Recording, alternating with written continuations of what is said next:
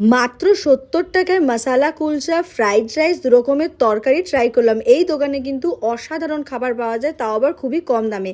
তাছাড়াও একটা বিরিয়ানির দোকানের সন্ধানও কিন্তু এই ভিডিওতে থাকবে। ডাল মাখানি, মালাই কোফতা, ছোলার ডাল, আলুর দম, মিক্স ভেজ, আরো অনেক কিছু কিন্তু এখানে পাওয়া যায়। প্রতিটা তরকারির দামই কিন্তু এখানে মাত্র 30 টাকা করে, আর কেউ যদি কম্বো নেয় ফ্রাইড রাইস আর সবজির, তাহলে কিন্তু দাম পড়বে মাত্র 50 টাকা। এখানে কিন্তু প্রচুর পরিমাণে কুলচার ডিমান্ড, আমি যেটা বুঝতে পারলাম কিছুক্ষণ দাঁড়িয়ে থেকে। আমিও তাই জন্য একটা মশালা কুলচা নিয়ে নিয়েছিলাম, যে কুলচাটার মধ্যে কিন্তু আলুর পুর ছিল আর প্রচুর পরিমাণে বাটার দিয়ে কেটে এইভাবে সার্ভ করছিল। কুলচার পাশাপাশি আমি নিয়ে নিয়েছিলাম মালাই কোফতা, মিক্স ভেজ আর ফ্রাইড রাইস। সবার প্রথমে তোমাদেরকে বলি, এখানকার মালাই কোফতাটা খেতে কিন্তু সত্যি ভীষণ ডিলিশিয়াস লাগছিল।